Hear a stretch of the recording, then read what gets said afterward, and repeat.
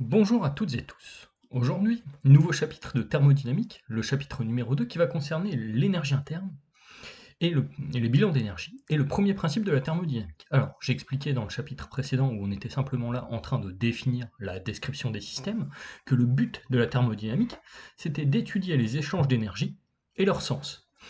Donc ici, l'objectif de ce chapitre, ça va être de se doter d'un un principe relativement simple, qui va finalement traduire de manière très formelle la conservation de l'énergie de l'univers. Voilà, on part de ce principe-là. Et donc, le premier principe de la thermodynamique, ça va être un principe qui va illustrer cette conservation de l'énergie, qui est un principe plus global de la physique. Alors, ici, on va commencer par définir les grandeurs, qui vont être les grandeurs essentielles lorsqu'on va parler d'énergie. Alors, on a déjà parlé préalablement dans l'année, lorsqu'on faisait le cours de mécanique, d'énergie mécanique. L'énergie mécanique, si vous voulez, c'est l'énergie mesurable à notre échelle, une énergie, si on veut, macroscopique. Eh bien, on va ajouter à cette énergie mécanique macroscopique l'énergie interne, qui va être la somme de l'énergie cinétique et de l'énergie potentielle microscopique. Donc l'énergie interne notée U, ce sera l'énergie cinétique microscopique et l'énergie potentielle microscopique. Alors, comment ça va se passer? Ici, on sait que l'énergie cinétique microscopique d'un système, c'est la somme des énergies cinétiques individuelles de chacun des composants du système. Les énergies potentielles microscopiques, comment ça va se passer? Eh bien, on va sommer les énergies d'interaction entre les différentes espèces, donc qui permettent à celles-ci de se lier, donc les énergies de type covalent, ionique, métallique, van der Waals, donc en fonction des types de liaisons chimiques qui se mettent en jeu entre les constituants. Et donc on sait une chose déjà, on sait que dans un gaz parfait, ce terme sera nul, parce qu'on a des particules sans interaction. Donc dans un gaz parfait, l'énergie interne notée U sera simplement l'énergie cinétique microscopique. Donc on sait deux choses de celle-ci. L'énergie interne est une fonction d'état. Alors, fonction d'état, ça va signifier que une variation d'énergie ne dépend que de l'état initial et de l'état final sur une transformation donnée. Ça ne dépend pas du chemin suivi. Donc si on part d'un état initial et qu'on arrive à un état final, d'accord, on peut suivre un chemin 1 ou un chemin 2. Delta U, qui vaudra l'énergie interne finale moins l'énergie interne initiale, sera la même sur le chemin 1 et sur le chemin 2. Et ce, quel que soit le chemin suivi. Donc ça peut être un chemin effectivement suivi par le système, ou un chemin fictif qui, par la succession d'étapes qu'on envisage, ferait la même chose. Alors, qu'est-ce que je peux vous donner comme exemple ici? Imaginons une randonnée en montagne. On va dire, bon, je vais repartir sur un exemple macroscopique, ce sera plus facile. Voilà, une randonnée en montagne. Il va de soi que si vous faites cette randonnée, vous partez du bas de la montagne, puis vous suivez le sentier de randonnée, avant d'arriver au refuge, un petit peu plus haut, d'accord? Eh bien ici, si on appelle EI l'état initial, EF l'état final, bah, on peut envisager une autre transformation qui consisterait, si on était suffisamment fort, à faire un seul bond pour aller de l'un à l'autre. Eh bien l'idée, c'est que la variation d'énergie interne au cours du bond sera la même que la variation d'énergie interne au cours de la marche le long du chemin de randonnée. Et ce serait encore la même que, on pourrait imaginer alors un dispositif de type jetpack, où on vole à la verticale, puis à l'horizontale, pour arriver au résultat. Donc ici, l'idée, c'est que les fonctions d'état vont avoir des variations identiques, à condition que l'état initial et l'état final soient identiques sur toutes les transformations qu'on envisage. Ensuite, on a une fonction d'état qui est extensive. Alors extensive, qu'est-ce que ça signifie? Eh bien, ça signifie que si on a deux sous-systèmes, eh bien, l'énergie interne, ça va être la somme des énergies internes de chacun des sous-systèmes qui constituent le système plus global. Alors, par exemple, on peut imaginer, complètement par hasard, un, un système constitué du gaz dans une bouteille, par exemple, et du gaz dans un cylindre, dans un corps de pompe. Eh bien, si on dit que le système global, c'est la réunion du gaz contenu dans la bouteille et du gaz contenu dans le corps de pompe, l'énergie interne, ça va être la somme des énergies internes du gaz dans la bouteille et du gaz dans le corps de peau. Alors, ensuite, pour décrire l'énergie interne, alors évidemment, énergie interne, dernière chose qu'on peut dire, c'est qu'elle va s'exprimer dans le système SI en joules. Donc, comme toutes les énergies. Et donc, ici, on nous dit eh bien, que l'énergie interne, donc, ça va être une fonction de toutes les variables d'état. Donc, une fonction ici de la pression, de la température, du volume et des différentes quantités de matière, des constituants du système. Alors, ça veut dire ça que pour décrire une fonction d'état, quelle qu'elle soit, on aura besoin de 4 types de variables d'état, qui sont des variables d'état naturelles.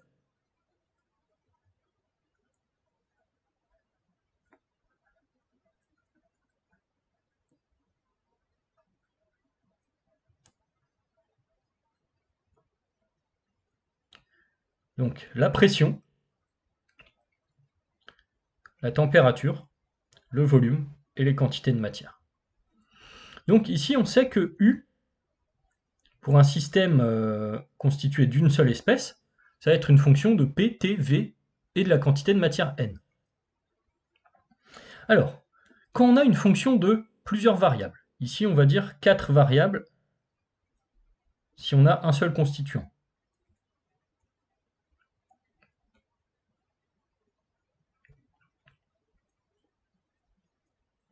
Eh bien, on peut écrire une variation élémentaire de U d'une manière relativement simple. Ça va être...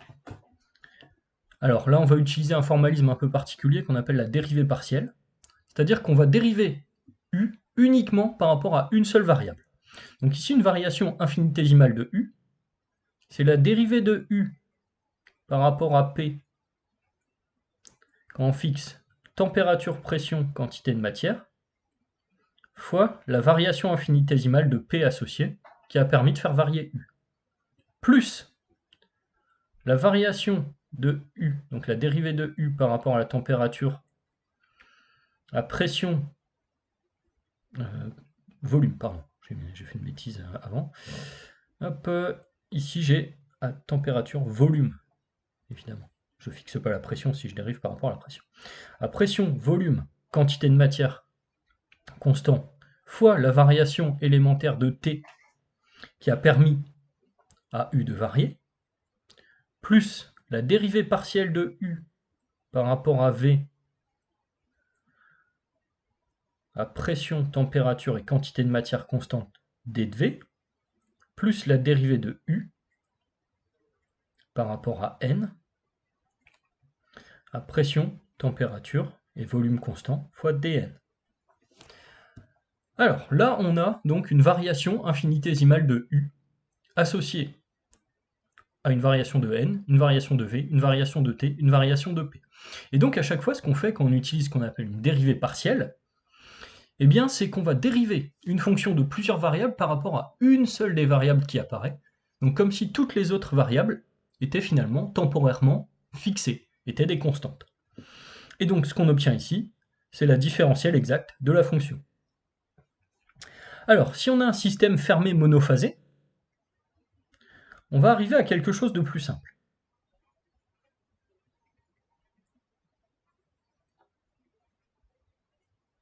Donc si on a un système fermé, eh bien on sait que n ne varie pas.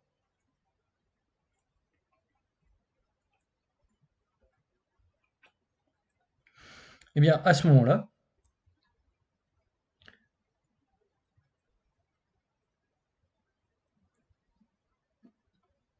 on va pouvoir simplement exprimer U. Alors là, c'est un résultat un petit peu trop avancé par rapport au cours de thermodynamique, mais je vais vous demander de l'admettre, que pour un système fermé monophasé, en fait, U va être une fonction uniquement de deux variables, T et V. Donc à ce moment-là, ce qu'on appelle la différentielle de U va être plus simple à exprimer, dans la mesure où ce sera simplement d rond U sur d rond T à V constant dt, plus d rond U sur d rond V à t constant d de V. Et donc là, qu'est-ce qu'on constate? Eh bien, on constate ici que on voit apparaître U qui peut varier uniquement par rapport à t ou à V, si U n'est une fonction que de ces deux variables. Et donc, ici, on va définir CV, la capacité thermique à volume constant, comme étant la dérivée partielle de U par rapport à la température à volume constant.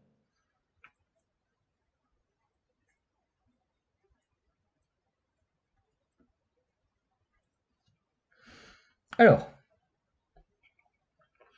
ici, ce qu'on va pouvoir dire maintenant, on va pouvoir interpréter CV en disant que CV, c'est la dérivée partielle de U par rapport à la température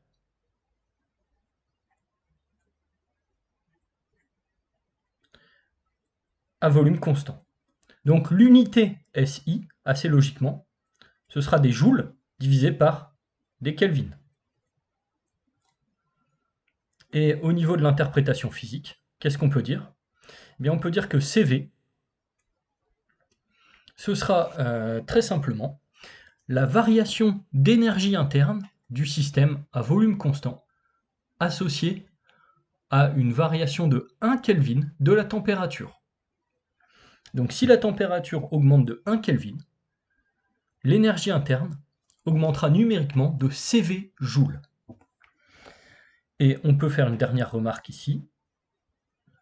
On peut remarquer que si U n'est une fonction que de t,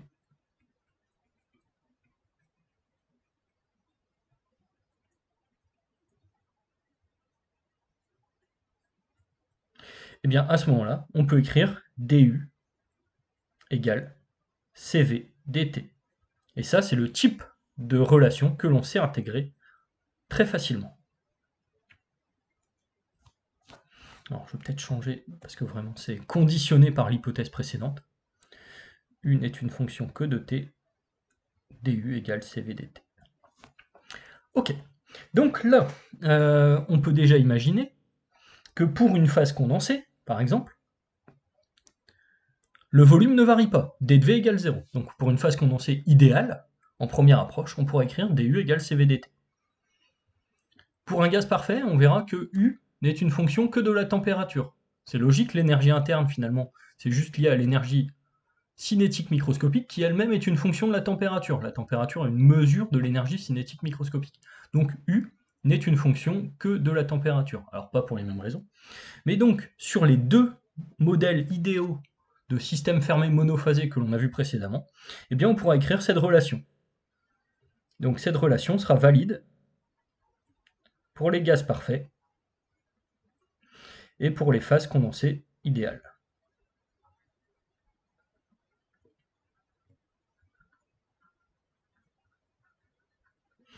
Donc pas pour les mêmes raisons. Pour les phases condensées idéales, parce que d de V vaut 0, tout simplement, dans l'expression précédente.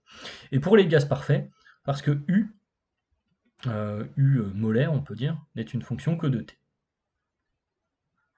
Ce qu'on verra un petit peu plus tard. Donc retenez déjà ceci, c'est que pour un gaz parfait ou une phase condensée idéale, on peut écrire du égale CVdt, ce qui n'est pas du tout un résultat général. Normalement, du doit s'écrire sous la forme ci-dessus. L'hypothèse du système fermé annule dn, donc supprime ce terme. Si le volume ne varie plus, on peut supprimer ce terme. Et s'il existe une relation simple entre P et T, au fait, ce qui est le cas pour le système fermé monophasé, eh bien on va pouvoir en quelque sorte regrouper les deux termes et finalement annuler ici. Alors, ici, on va s'intéresser un petit peu plus spécifiquement aux capacités thermiques massiques et molaires à volume constant. Alors on a dit préalablement que CV était extensive. Ça c'est relativement logique. Vous imaginez 1 litre d'eau, vous élevez la température d'1 Kelvin. Vous allez dire que l'énergie de ce litre d'eau augmente de tant de joules. Si vous prenez le double volume d'eau liquide, donc là, vous allez dire que votre nouveau système, c'est la réunion de deux sous-systèmes qui sont identiques au système dont j'ai parlé préalablement. Eh bien, si j'élève la température de ce système de 1 Kelvin, j'ai créé une variation d'énergie interne 2 fois plus importante. Donc, CV est aussi une grandeur extensive au même titre que l'énergie interne. Donc si je veux créer des grandeurs intensives, donc qui vont être spécifiques à un corps pur donné, eh bien, je vais créer la capacité thermique massique en divisant CV par M. Donc là, je vais avoir petit CV. Donc souvent, les grandeurs massiques vont être notées en minuscules. Si je veux la capacité thermique molaire, je vais diviser CV par N. Et donc à ce moment-là, j'ai divisé grand CV, qui est une grandeur extensive,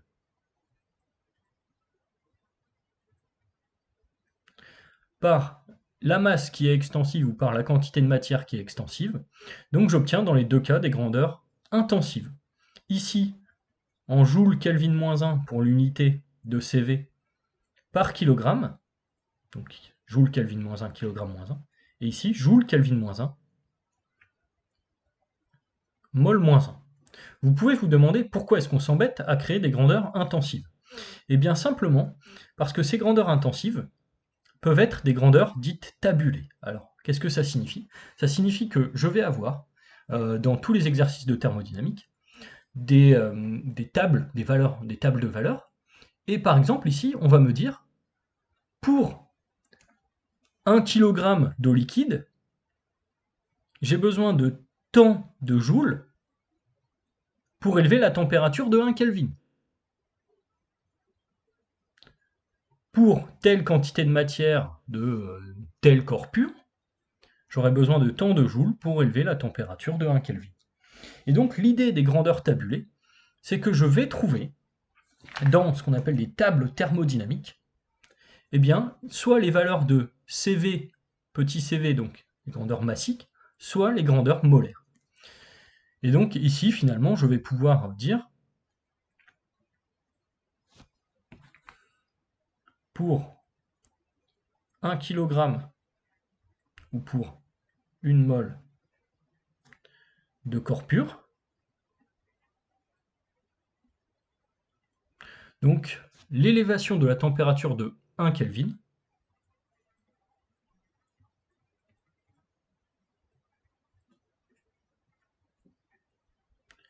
donne une variation de l'énergie interne de tant de joules. Et donc là, dans les tables, je vais avoir soit l'une, soit l'autre des valeurs, en fonction du choix. Est-ce que j'ai pris 1 kg, auquel cas je me réfère à la grandeur massique? Est-ce que j'ai pris 1 mol, auquel cas je me réfère à la grandeur molaire? Alors, ensuite, on va basculer sur quelques cas particuliers qu'on va essayer de discuter. Évidemment, les cas généraux, c'est bien, mais ce qui va nous intéresser maintenant, c'est la description de système à proprement parler. Donc ici, je vais commencer par m'intéresser à l'énergie interne d'un gaz parfait. Donc je vais discuter finalement les deux modèles idéaux que j'ai vus précédemment pour les corps purs monophasés. Gaz parfait, phase condensée idéale. Alors, pour le gaz parfait, on a une première loi appelée première loi de Joule qui nous dit que l'énergie interne molaire d'un gaz parfait ne dépend que de la température. Avec un T, ce sera mieux. Température. Voilà. Donc, ici, au niveau des propriétés, donc, je parle de gaz parfait monoatomique et diatomique, eh bien, je vais avoir quelque chose d'assez simple. Je vais avoir le fait que l'énergie interne molaire d'un gaz parfait diatomique, monoatomique, pardon, on va commencer par le monoatomique, vaut 3,5 de R fois T, ce qui me donne une capacité thermique molaire à volume constant, qui vaudra donc d rond U sur d rond T à V constant fois 1 sur N, donc qui vaudra ici 3,5 de R. Même chose pour un gaz parfait diatomique.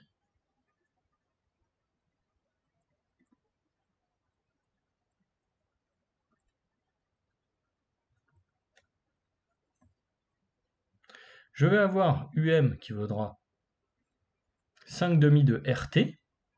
Donc évidemment, à chaque fois, si je veux trouver l'énergie interne, je multiplie par la quantité de matière. Et donc je vais avoir CVM qui vaudra 5,5 de R.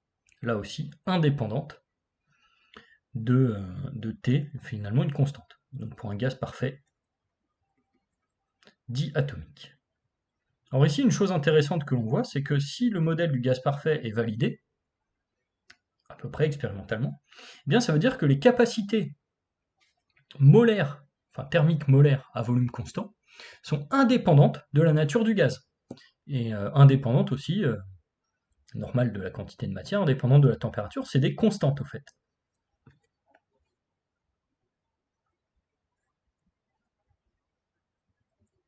Donc ça, c'est un résultat relativement important, c'est-à-dire que c'est complètement indépendant de la nature des entités qui constituent le gaz parfait. Alors, on va essayer maintenant, ça c'est un petit point un peu hors programme, mais qui peut avoir son importance pour vous aider à comprendre ce qui se passe, de discuter des valeurs des coefficients. Donc vous voyez que vous avez 3,5 dans le cas du gaz parfait monoatomique, 5,5 en coefficient, devant le gaz parfait diatomique. Et on va essayer de comprendre pourquoi on a ces valeurs-là. Ce que l'on sait, c'est qu'il y a une relation intime entre les degrés de liberté pour les molécules constituant le gaz et le coefficient qui est devant. Alors, ici, on va essayer de commencer à réfléchir simplement au type de degrés de liberté qui peuvent exister pour un système donné.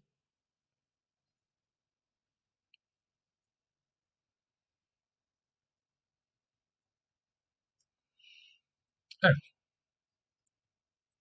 quand on prend un système ponctuel, eh bien on va avoir très simplement 3 degrés de liberté. 3 degrés de liberté de translation. Donc ici, selon 3 axes, x, y et z. Et donc ces degrés de liberté existent dès que le système peut se déplacer. En plus, si on rajoute une extension spatiale au système, imaginons maintenant que je travaille avec un système étendu dans l'espace, je peux rajouter des degrés de liberté de rotation. Et ici, les degrés de liberté de rotation, je peux en avoir autour de 3 axes aussi. Donc de base, je vais avoir 3 degrés de liberté de translation, 3 degrés de liberté de rotation, autour de 3 axes, et même sur un solide très simple comme ça, si le solide n'est plus indéformable, je peux avoir des degrés de liberté de vibration. Donc là, qu'est-ce qui peut se passer? Par exemple, ici, je peux avoir élongation ou rétrécissement de cette tige.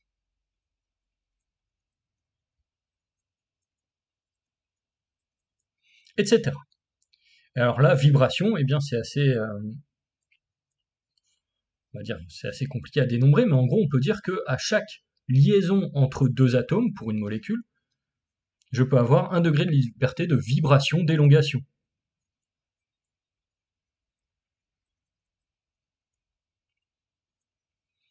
Un par liaison. Et on peut envisager d'autres types de vibrations, par exemple les liaisons qui vont se déformer par fléchissement, et là on peut encore rajouter des degrés de liberté. Donc plus autres, si vous voulez. On ne va pas tous les dénombrer. Ici, on va s'intéresser à ce qui se passe pour une molécule monoatomique. Enfin pour donc à ce moment-là un atome, pour un gaz monoatomique. Alors pour un gaz monoatomique, on va avoir 3 degrés de liberté de translation. Ensuite, la rotation de l'atome sur lui-même, on va dire, n'est pas suffisante pour créer une énergie propre de rotation qui soit mesurable avec un impact sur la température. Donc là, quand j'ai des gaz monoatomiques, eh bien je vais pouvoir considérer 3 degrés de liberté de translation. Donc ensuite, j'applique un principe. Un principe qu'on appelle un principe d'équipartition de l'énergie.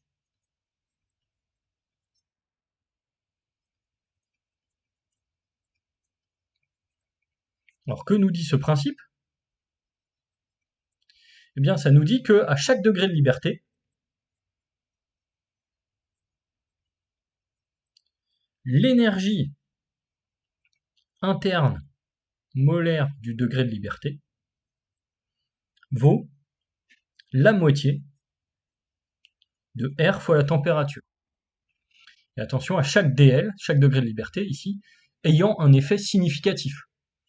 Alors, par exemple, pour le gaz monoatomique, les degrés de rotation finalement ne vont pas changer globalement l'allure de l'atome. C'est-à-dire que on aura toujours un noyau et le nuage électronique autour.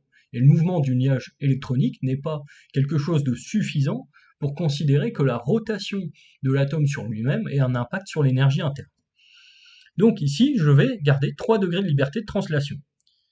Et donc je vais avoir 3 fois 1,5 de RT pour l'énergie interne molaire. Alors, si on suit cette logique, on se dit, assez naturellement, vous voyez 3 degrés de liberté de translation ici, que pour un gaz parfait diatomique, pour une molécule diatomique, on va avoir 6 degrés de liberté.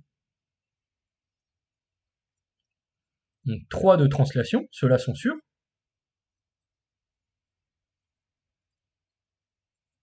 Plus 3 de rotation. Alors la vibration n'arrive que plus tard quand l'énergie augmente. Alors ici, comment ça va se passer? Je situe le centre de gravité de la molécule diatomique en un point. Et puis je vais positionner les deux atomes le long de l'axe des Z. Alors pourquoi est-ce que je vais faire ça? Vous allez voir après qu'il y a une raison très simple. Alors, ici, les degrés de liberté de translation sont évidemment présents. C'est-à-dire que le centre de gravité G qui est au milieu peut bien être en translation le long de l'axe OX, le long de l'axe OY, le long de l'axe OZ. Donc les 3 degrés de liberté de translation sont bien présents. Pour ce qui est des degrés de liberté de rotation, on va voir que l'un des 3 a un statut un petit peu particulier. Alors, si je crée une rotation autour de l'axe OX, vous voyez que finalement la tige qui est là va tourner sur elle-même. Donc là, je vais avoir un impact assez fort ici sur l'énergie interne si j'ai rotation autour de cet axe. Autour de l'axe OY, même chose. Je vais avoir aussi un impact assez fort de la rotation. Par contre, autour de l'axe OZ, bien ici, la molécule va simplement tourner autour de son axe principal. Donc, est-ce qu'il va se passer grand-chose dans ce cas-là? Non. Donc ici, les 3 degrés de liberté de rotation deviennent 2 degrés de liberté de rotation. Donc maintenant que j'ai pris ceci en compte, eh bien je n'ai plus 6 degrés de liberté sur une molécule diatomique, mais 5 degrés de liberté. J'ai supprimé 1 degré de liberté de rotation lié à la rotation de la molécule diatomique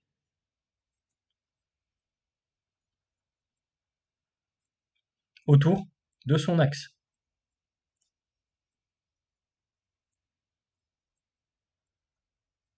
Ce degré de liberté n'a pas un impact suffisamment grand sur l'énergie interne. Et donc finalement, j'obtiens l'énergie interne molaire pour un gaz parfait diatomique qui vaudra 5 fois 1,5 de R fois T. Alors, ici, donc ça explique une chose, ça explique le coefficient 3,5 de R que l'on a ici, et le coefficient 5,5 de R que l'on a ici. Donc monoatomique, 3,5 de R, 3 degrés de liberté de translation du centre d'inertie de la molécule, de l'atome ici, c'est plus une atome donc une molécule. 5 demi de R pour les gaz parfaits diatomiques, parce qu'à ce moment-là, on va avoir 3 degrés de liberté de translation pour le centre de masse de la molécule, plus 2 degrés de liberté de rotation de la molécule, qui vont avoir un impact sur l'énergie du système. Le dernier degré de liberté de rotation n'aura lui pas d'impact parce que la molécule est simplement en train de tourner autour de son axe. Vous voyez, bon, je ne sais pas si vous voyez bien à l'écran, le stylo, si je le fais tourner comme ceci, j'ai un mouvement perceptible à mon échelle. Si je le fais tourner comme ceci, même chose. Si je fais tourner le stylo autour de son axe, j'ai l'impression qu'il ne se passe pas grand-chose. Eh bien, en termes énergétiques, c'est la même chose qui se passe. Alors, on peut noter en remarque ici que si la température augmente, on peut éventuellement débloquer d'autres degrés de liberté. Alors, quel degré de liberté est-ce qu'on peut augmenter? Alors là, on a assimilé pour l'instant la molécule diatomique à 2 atomes reliés par une tige rigide. Eh bien, si la température augmente, on peut envisager 2 degrés de liberté supplémentaires. On peut envisager des vibrations d'élongation.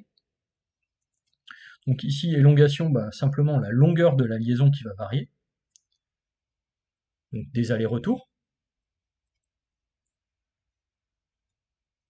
Ou on peut avoir aussi des vibrations de fléchissement. Donc là, comment est-ce qu'on peut représenter ceci? Eh bien, faut imaginer une sorte de corde de Meld avec les 2 extrémités fixes. Eh bien, la liaison peut fléchir d'un côté ou de l'autre.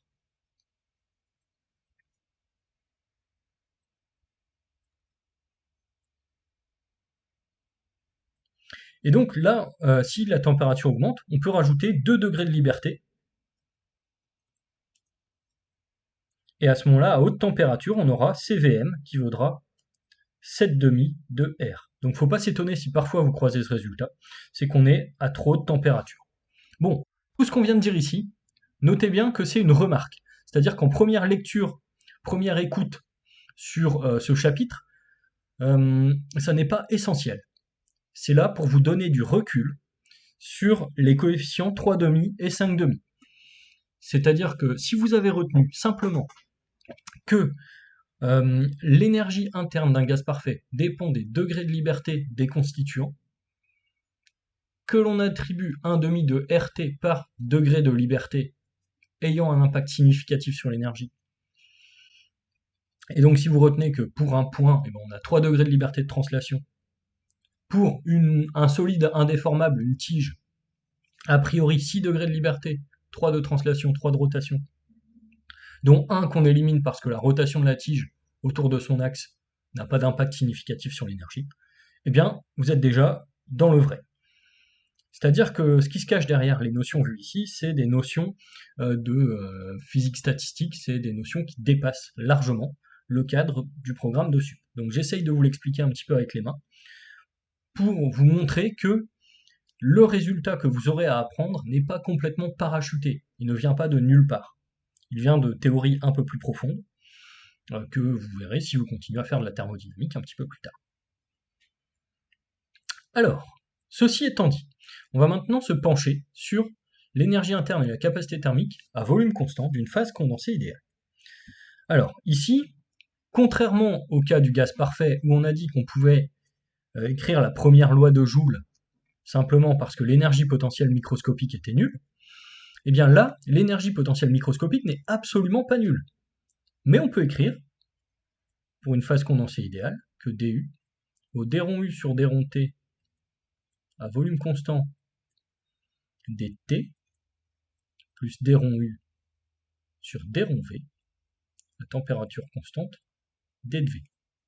Or ici, on sait que pour une phase condensée idéale, on a une phase condensée incompressible et indilatable.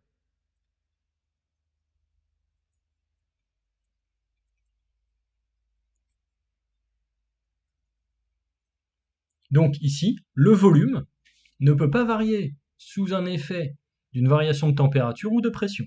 Incompressible, le volume est indépendant de la pression. Indilatable, le volume est indépendant de la température.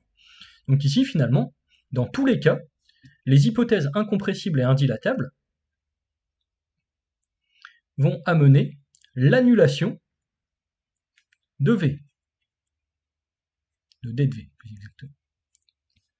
Donc on va pouvoir écrire que du vaut CV dt.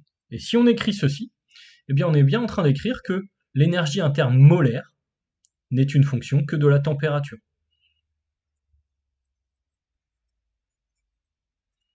Donc les raisons sont foncièrement différentes. Dans un cas, je peux écrire du égale CV dt pour un gaz parfait parce que l'énergie potentielle d'interaction microscopique s'annule. Dans l'autre cas, je peux l'écrire parce que le volume reste constant. Donc les arguments n'ont strictement rien à voir. Et donc une valeur numérique à connaître impérativement, la capacité thermique massique de l'eau. Il faut retenir qu'on est à 4,18 kJ, kilogramme moins 1, Kelvin moins 1.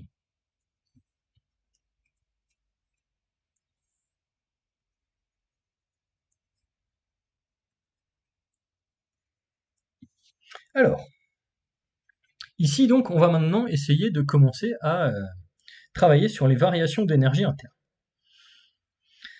Alors, ici, première chose, si le volume est constant,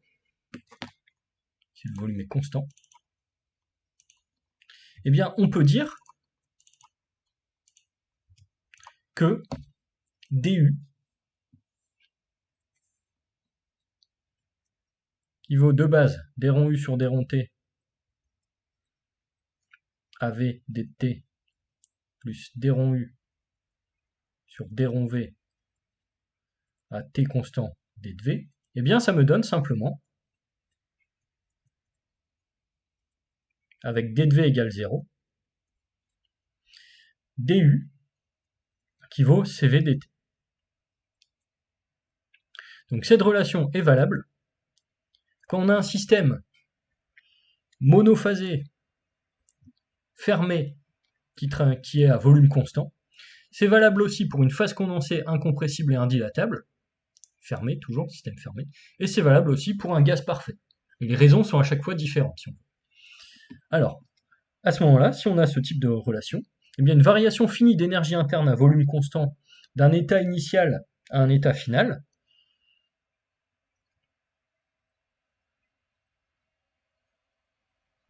va pouvoir s'écrire de la manière suivante. On va avoir delta U qui vaudra la somme sur l'ensemble du trajet des du de l'état initial à l'état final. Or, comme du vaut cv dt, eh bien on va pouvoir écrire que delta U vaut l'intégrale de la température initiale à la température finale de cv fois dt. Alors une question qui n'est pas encore tranchée ici, c'est ce que vaut cv. Pour un gaz parfait, on a vu que c'était relativement simple à établir.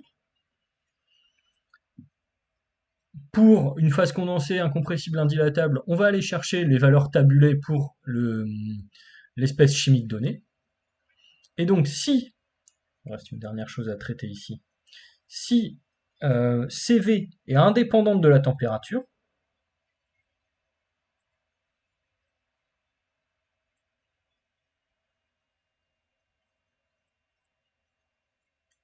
ce qui va être le cas pour un gaz parfait et une phase condensée idéale, eh bien je pourrais écrire à ce moment-là que delta U vaut CV fois delta T. Donc vous voyez, ce résultat n'est absolument pas général, il faut faire très attention. Ce résultat n'est valable que si je peux écrire du égale cv dt, et si derrière je dis que cv est indépendante de la température. Donc ce résultat-là, il faut faire très attention que c'est un cas particulier.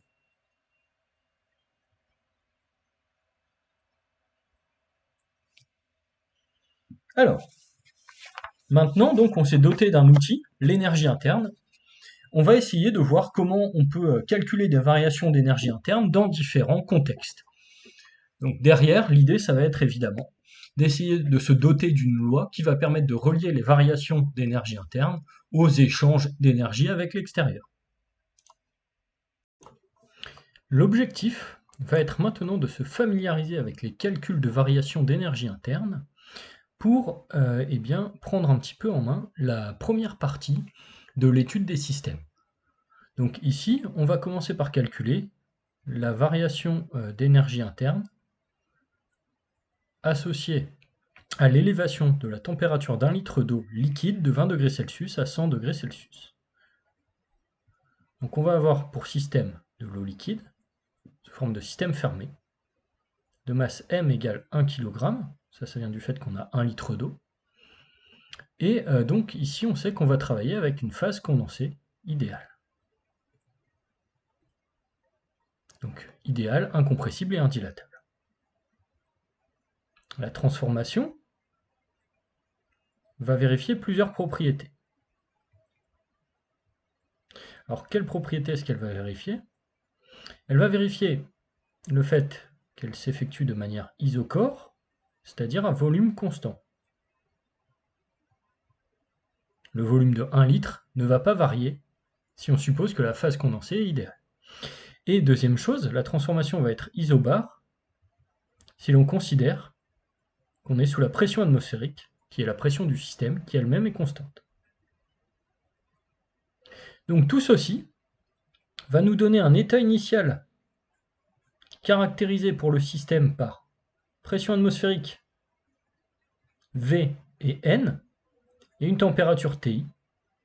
À l'état final, un système caractérisé par la même pression atmosphérique, le même volume V, la même quantité de matière N, et juste la température qui aura varié.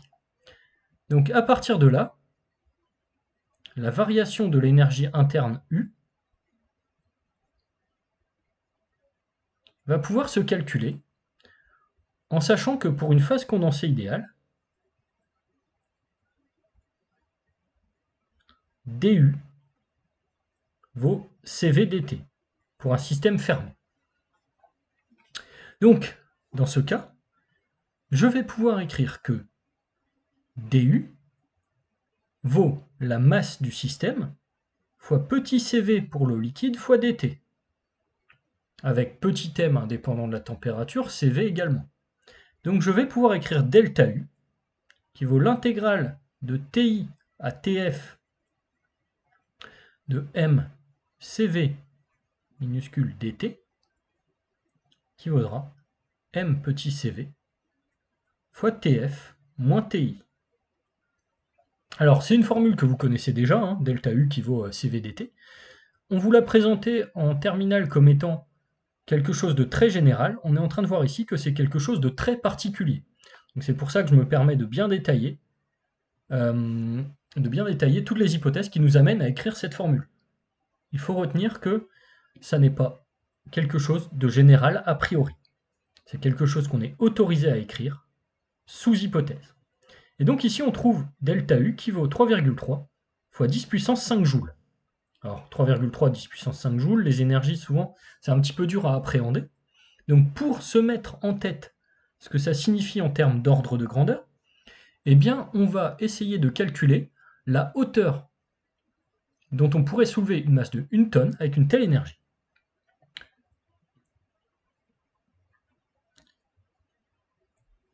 Alors, qu'est-ce qu'on va faire? On va dire que la variation d'énergie potentielle d'un système de masse m' égale 1 tonne, élevé d'une hauteur h, vaut la variation d'énergie interne de l'eau liquide que l'on vient de calculer. Et à partir de là, on va calculer h, la variation d'altitude, qui vaudra delta U sur G fois m', avec m' qui vaut 10 puissance 3 kg. Là, qu'est-ce qu'on obtient?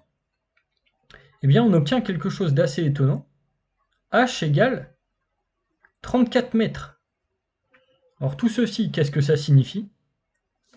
Eh bien, ça signifie que si je consomme l'énergie nécessaire pour faire passer de l'eau liquide, 1 litre d'eau liquide, de 20 degrés Celsius à 100 degrés Celsius, j'ai en réalité consommé la même énergie que celle qui m'aurait permis d'élever une masse de 1 tonne dans le champ de pesanteur terrestre de 34 mètres. Donc vous voyez un petit peu les énergies énormes mises en jeu lorsqu'on élève la température de phase condensée. Il faut bien retenir ce type d'ordre de grandeur. Donc ça, c'est pour l'eau liquide. Maintenant, on va s'intéresser à un système semblable constitué d'eau sous forme de vapeur. Donc ici, l'eau est sous forme de vapeur, de gaz.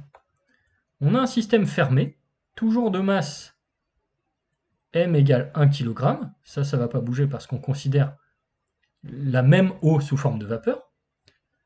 Et donc ici, le modèle qu'on va utiliser, eh bien, c'est le modèle du gaz parfait. On a de la vapeur, le gaz parfait et le modèle adapté. Alors la transformation, on va essayer de la caractériser. Ici, on voit qu'on perd le côté volume constant. Si la température varie pour un gaz, sous une pression constante, il y a de fortes chances que le volume varie. Donc, par contre, ce qu'on peut dire, c'est qu'encore une fois, comme on est sous la pression atmosphérique, on aura une transformation isobare sous la pression P atmosphérique. Donc là, ce qui va changer, c'est que si à l'état initial, j'ai une quantité de matière N sous la pression P atmosphérique, eh bien je vais avoir le volume VI et la température TI qui vont me donner à l'état final la même quantité de matière, la même pression, mais le volume VF et la température TF. Alors comment est-ce que je m'en sors? Eh bien je m'en sors ici, pour calculer la variation de U,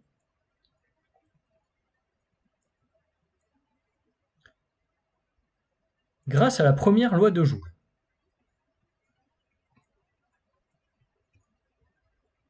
La première loi de Joule me dit que l'énergie interne molaire est une fonction unique de la température pour un gaz parfait. Donc si j'assimile la vapeur d'eau à un gaz parfait, eh bien, je vais simplement dire que U, c'est la quantité de matière fois UM de T. Autrement dit, la masse du système sur la masse molaire de l'eau fois UM de T.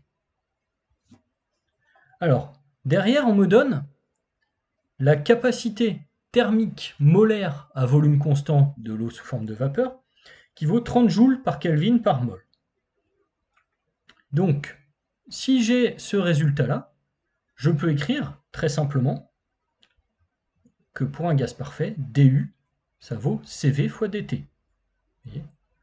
Et donc, à ce moment-là, je vais écrire que dU, ça vaut m sur grand M, CVM dt. Et donc ici, je vais calculer une variation d'énergie interne en intégrant dU de l'état initial à l'état final. Donc en intégrant ici de TI à TF.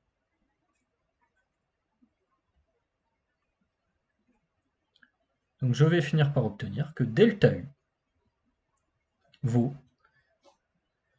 eh bien M sur grand M, masse molaire de l'eau, 1 g par mol pour H, et pour O, eh bien je vais avoir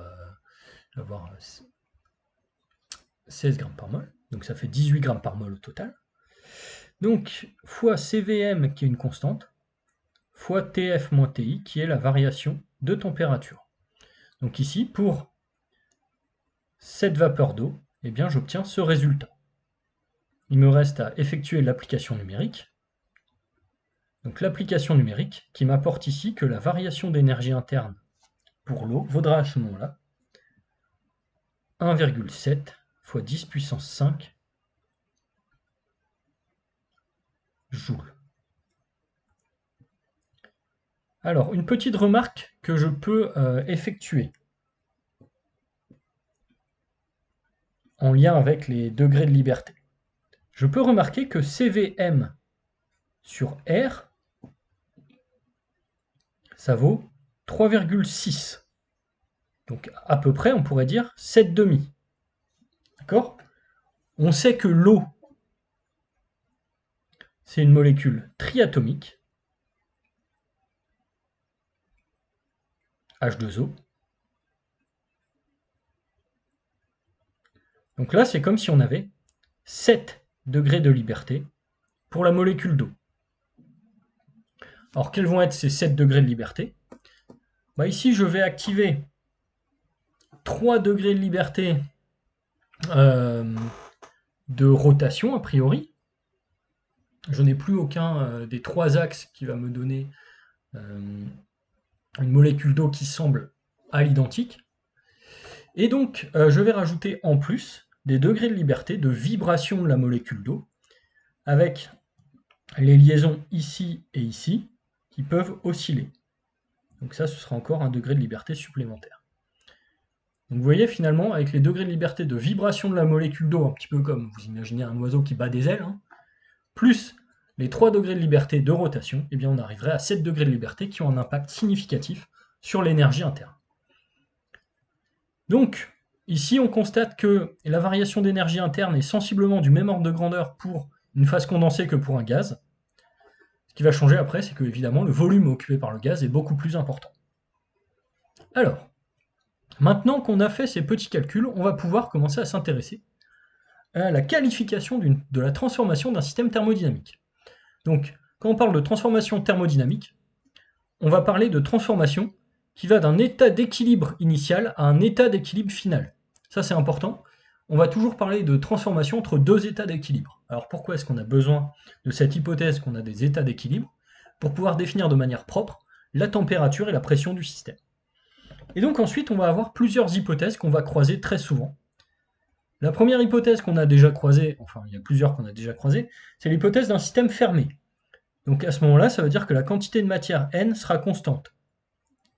Et donc s'il n'y a pas de changement d'état, si le système est par exemple monophasé, ça veut souvent dire aussi que, alors ça veut dire évidemment que la masse sera constante, et en l'absence de changement d'état, dans un système monophasé constitué d'une phase condensée, eh bien on aura un volume qui sera aussi constant, si c'est une phase condensée idéale. Bon, ça on va le détailler après. Hop. Alors, autre hypothèse qui peut être importante, adiabatique. Alors ici, quand on a une transformation adiabatique, ça veut dire que le système n'échange pas de chaleur avec l'extérieur.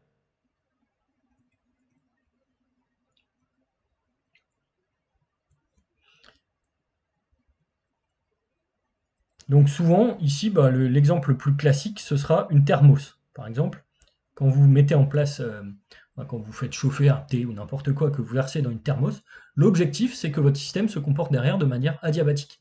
Donc vous allez avoir un récipient en verre, recouvert de métal, une couche d'air et la surface extérieure de votre système. Et l'idée, c'est que la couche d'air va être à des dimensions telles que les échanges thermiques entre le liquide contenu à l'intérieur et l'extérieur soient les plus faibles possibles.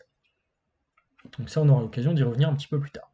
Une transformation isochore va impliquer qu'on a un volume constant pour le système. Isotherme, une température constante.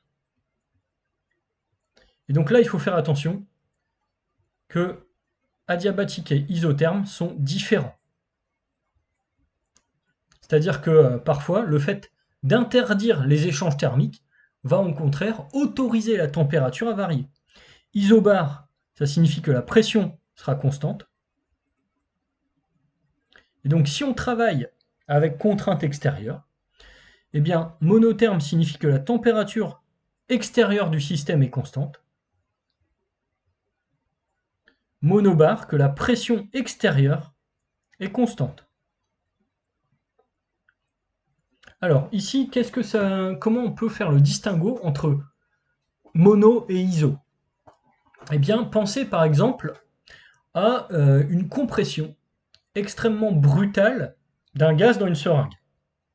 On appuie. Ici, on peut dire que l'atmosphère extérieure reste à la température constante, température ambiante. Localement, la température du gaz dans l'enceinte aura augmenté sous l'effet de la compression. Donc là, j'aurai une transformation qui sera monotherme sans être isotherme. La température du système a changé, mais la température de la surface extérieure du système n'aura pas changé. Monobar, isobar, on peut envisager un petit peu la même chose. C'est-à-dire que, bon, on imagine par exemple un gaz enfermé dans un cylindre avec un piston au-dessus. On a une certaine pression qui s'exerce sur le système. Et puis, à un moment donné, brutalement, on va poser une masse ou exercer une force de pression. Eh bien, la pression extérieure va rester la même si la force est constante. Mais la pression dans le système va évoluer au cours de la transformation pour passer de la pression initiale, quand il y avait équilibre des pressions entre l'intérieur et l'extérieur, à la pression finale, où il y aura un nouvel équilibre des pressions qui va prendre en compte la nouvelle force qui s'exerce sur la surface. Donc ici, on peut avoir des transformations où la pression extérieure sur le système est constante sans que la pression à l'intérieur du système soit constante. À ce moment-là, on parlera de pression monobar. Et donc on va voir maintenant comment prendre en compte toutes ces hypothèses pour traiter quelques exemples. Alors on va considérer au départ un gaz parfait dans une enceinte fermée, de volume V constant, initialement à la température T0 et à la pression P0. À l'instant initial, on va le mettre en contact avec un thermostat à la température T1, et on va essayer de trouver la pression finale P1 dans l'enceinte en fonction des données du problème. Alors, ici, première chose qu'on va définir, le système. Alors le système, on sait que c'est un système constitué d'un gaz parfait, enceinte fermée, donc fermée, ce qui signifie que N va être une constante. On nous dit ensuite que le volume V est constant. Si le volume V est constant, ça signifie que la transformation sera isochore. Alors c'est du vocabulaire que j'ai déjà employé.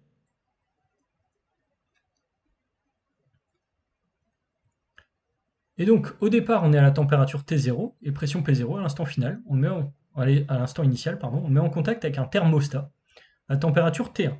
Donc ici on sait que la transformation va être aussi monotherme. T1 égale Txt constante.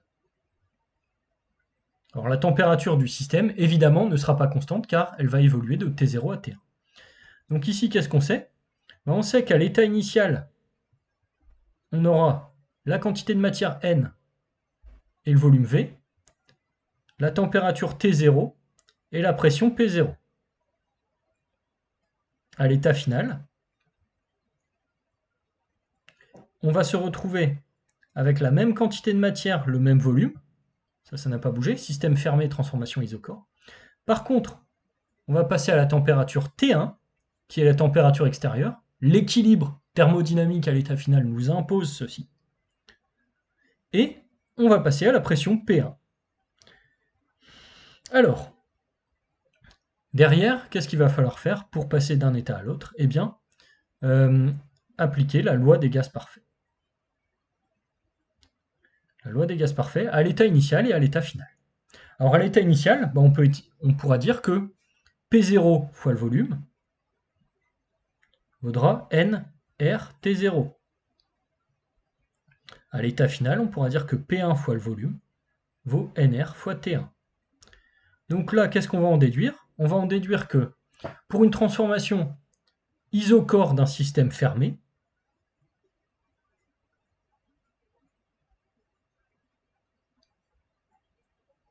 donc sous ces deux hypothèses, P0 sur T0 vaudra P1 sur T1. Donc là, on va en déduire que la pression finale P1, eh bien, elle vaudra P0, facteur de T1 sur T0. Alors ça, qu'est-ce que ça va signifier? On va essayer d'analyser un petit peu physiquement ce qui s'est passé. Eh bien, si T1 augmente, P1 augmente. Donc finalement, à volume constant, plus la température du système va augmenter, pour un système fermé, plus la pression de ce système va augmenter.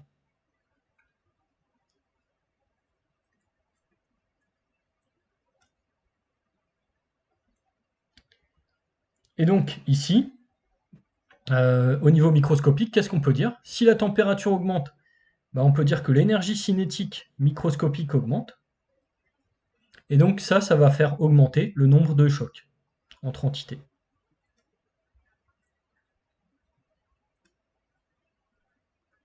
Donc ça, c'est relativement logique, hein. Vous enfermez des entités qui se déplacent dans tous les sens dans une boîte. Plus leur énergie cinétique augmente, plus le nombre de rencontres va augmenter. Et donc plus la pression va augmenter aussi. Alors, deuxième exemple. On va considérer ce coup-ci un gaz parfait. Dans un récipient fermé par un piston de masse nulle, initialement la température T0 et la pression P0. Et à l'instant initial, on va poser une masse M sur le piston. Le système va être mis en contact avec un thermostat à T1. Bon. On va essayer de qualifier la transformation décrite. Et puis on va exprimer le volume final V1 de l'enceinte en fonction des données du problème. Alors, ici, donc le système, ce sera le gaz, donc supposé parfait, et ce sera un système, là encore, fermé. Et donc on va dire ici qu'on a une quantité de matière N. La transformation,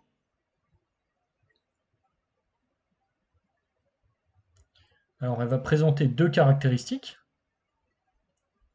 La transformation, elle va être monotherme, c'est-à-dire qu'à partir de t égale 0, du temps t égale 0, on aura tx égale t1.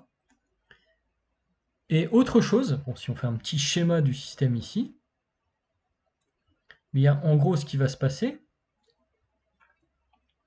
c'est qu'on va avoir le gaz enfermé dans un cylindre, le cylindre lui-même fermé par un piston.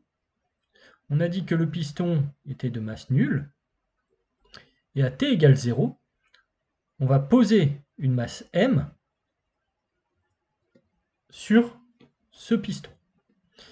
À l'extérieur, on a la pression P0, et donc si on regarde la force exercée par l'extérieur sur le piston de masse nulle, eh bien, on va constater que cette force, elle vaut P0 fois la surface du piston, plus le poids associé à la masse que l'on a ajoutée.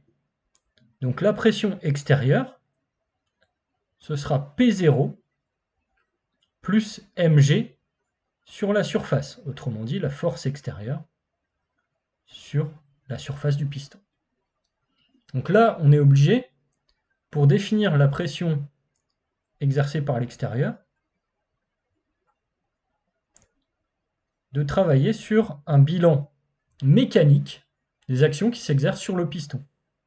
Donc j'ai la pression extérieure qui vaut la pression exercée par le gaz initialement présent, plus la pression exercée par la masse que l'on vient d'ajouter.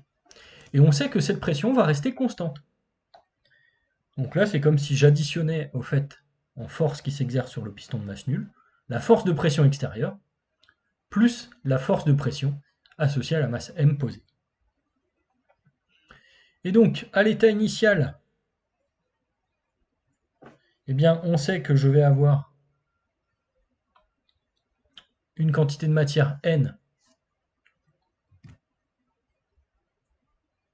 une température T0, une pression P0, un volume V0, et qu'à l'état final, eh bien, je vais avoir la même quantité de matière N, mais un gaz à la température T1, donc là j'ai changé la température de l'extérieur, la pression Px qui vaudra P1 autrement dit, et je vais avoir un volume V1. Alors, ici je vais appliquer donc la loi des gaz parfaits sur les deux états. À l'état initial, je vais avoir P0, V0 qui vaudra NR T0. À l'état final, je vais avoir Px V1 qui vaudra NR T1. Donc ici, si je transforme un petit peu le calcul, je sais que Px V1 c'est P0 plus mg sur S fois V1. Alors, là, tel quel, ça n'est pas forcément très facile à commenter ce qui va se passer. Donc, si je fais l'hypothèse que T1 égale T0, autrement dit que je n'ai pas fait varier la température extérieure, eh bien, à ce moment-là, je vais avoir nRT0 égale nRT1, et donc, je vais obtenir P0 plus mg sur S fois V1 égale P0 V0. Donc je vais obtenir V1 qui vaudra V0 facteur de 1 sur 1 plus, là vous voyez j'ai tout divisé par P0, 1 plus mg sur P0S. Alors qu'est-ce que ça signifie ici? Ça va signifier que là, la variable qui va avoir un impact, c'est le rapport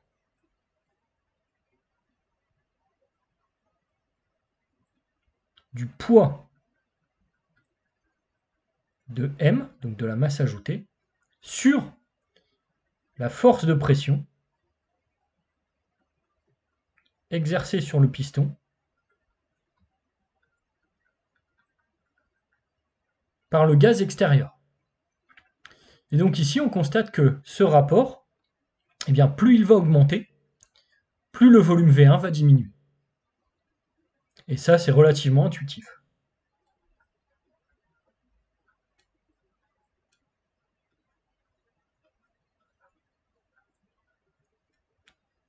Donc ici, il faut toujours prendre le temps d'analyser le comportement du système. C'est ça qui va nous donner, à la fin qui va nous permettre de valider si l'expression qu'on a obtenue est correcte ou pas. Ici, on s'attend à ce que le volume diminue de plus en plus quand on augmente la masse. On trouve ce résultat-là, on se dit que notre résultat est correct. Et on constate encore plus que finalement, si la force de pression de départ était déjà élevée, l'effet de l'ajout de la masse va être atténué. Ça aussi, c'est intuitif en termes physiques. Et donc retenez ici que l'on a besoin de faire un petit passage par la mécanique pour trouver la pression extérieure. Donc là, au fait, ce qu'on a fait ici, finalement, c'est qu'on a changé temporairement de système. On s'est focalisé sur le piston.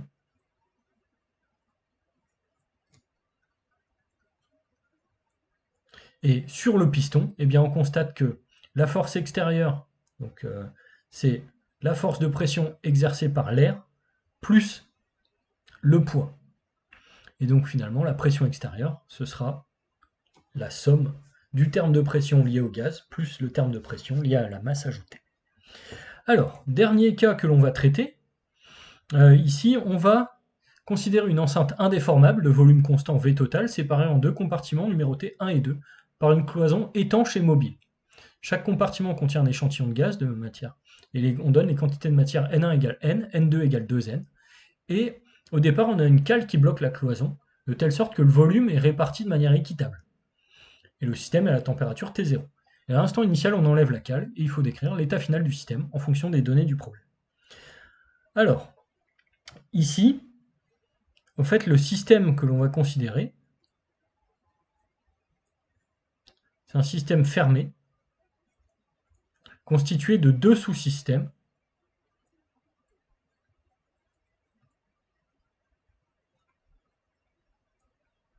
Fermé, un de quantité de matière N1 égale N, l'autre de quantité de matière N2 qui vaut 2N. Alors, la transformation ici, on va pouvoir la décrire proprement uniquement si on prend en compte chaque sous-système. Alors, qu'est-ce qui risque de se passer ici?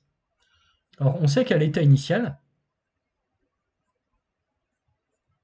eh bien, on va avoir le sous-système 1 qui va contenir la quantité de matière N, qui va occuper le volume V tot sur 2, à la température T0 et la pression P1. Le sous-système 2 va avoir la quantité de matière 2N va occuper le volume V total sur 2, à la température T0 et à la pression P2. Ça, c'est l'état initial. À l'état final, eh bien, 1 va toujours contenir la quantité de matière N, va occuper un volume V1 à la température T0 et à la pression PF. Pression PF qui sera, comme le système est à l'équilibre, une fois que j'ai laissé la cloison bouger, commune avec le compartiment 2, où j'aurai toujours la température T0, la quantité de matière 2N et le volume V2. Donc là, finalement, ce qui va se passer, c'est qu'au départ, je coupe l'enceinte en deux, voilà, avec une cloison étanche, en plaçant N d'un côté, 2N de l'autre. À l'état final, en autorisant la cloison à bouger, eh bien, je vais finalement autoriser l'équilibre des pressions à s'installer. Donc ici, on peut déjà se douter que le compartiment qui contient 2N va occuper un volume plus grand que le compartiment qui contient N. Et donc, qu'est-ce qu'on va pouvoir dire ici? Comme j'ai équilibre mécanique, j'ai égalité des pressions des deux côtés de la paroi.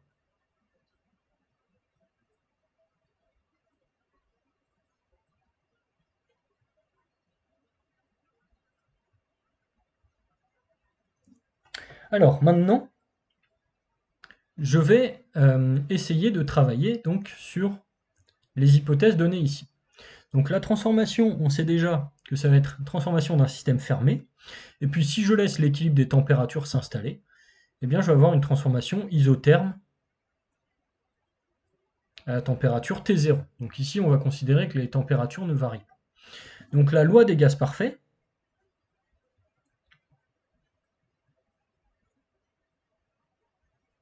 qu'est-ce qu'elle va me donner ici? Eh bien, à l'état initial, elle va me donner que P1 fois V total sur 2 vaut nRT0. Et je vais avoir que P2 fois V total sur 2 vaut 2N RT0. Ça, c'est pour l'état initial. À l'état final, je vais avoir PF fois V1 qui vaut aussi NR fois T0. Et je vais avoir PF fois V2 qui vaut 2NR T0. Donc maintenant, qu'est-ce que je vais pouvoir faire? Eh bien, je vais pouvoir dire très simplement que la pression finale, donc qui est commune aux deux, va me donner une relation entre les volumes V1 et V2. Alors ça, comment je vais l'obtenir? Je vais dire simplement que nRT0 sur PF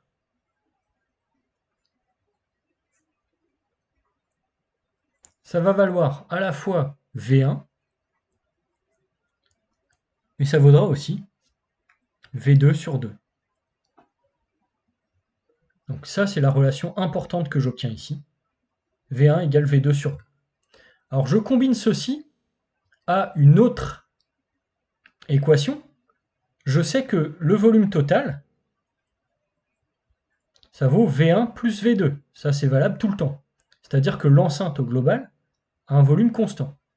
Donc en combinant le fait que V1 égale V2 sur 2 et le fait que V total vaut V1 plus V2, eh bien j'obtiens un système qui va me donner que V1, le volume final, eh bien ça vaudra V tot sur 3,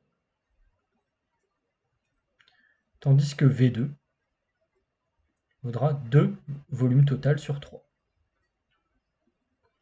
Donc le compartiment qui contient 2 fois plus de matière, ça va être le compartiment qui occupe un volume 2 fois plus grand à l'état final.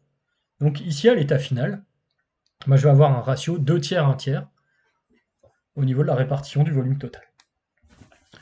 Alors, là on a traité différents exemples, et on a vu comment les hypothèses données pouvaient nous permettre d'établir l'état final du système. Maintenant, ce qu'on va voir, c'est comment on peut relier les variations d'énergie d'un système à la variation d'énergie interne et comment les hypothèses interviennent dans le calcul de cette variation d'énergie interne. Donc, il faut savoir comment un système échange de l'énergie avec l'extérieur. Ici, il y a deux possibilités, donc qu'on quantifie par les termes d'échange. Soit un système échange du travail, W. Donc ici, pourquoi est-ce qu'on a W? Parce qu'on a en anglais work, ok. Soit on a une chaleur Q,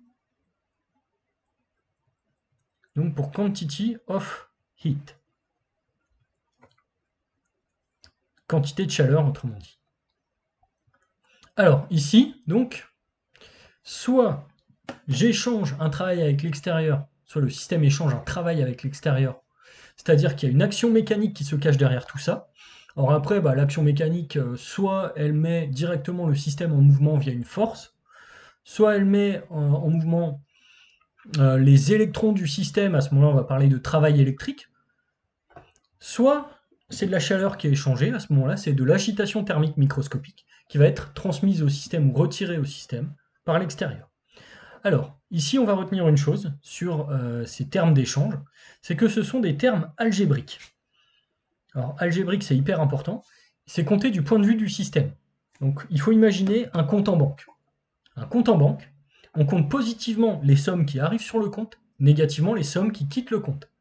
Et bien ici, on remplace les sous par de l'énergie. On va compter positivement l'énergie qui arrive au sein du système, négativement l'énergie qui quitte le système. Donc ici, quand le système reçoit de l'énergie depuis l'extérieur, on va compter positivement Q et W, négatif si le système cède de l'énergie à l'extérieur. Donc là, ça c'est relativement important. Et donc l'objectif qu'on va avoir maintenant, ça va être sur une transformation donnée, comment relier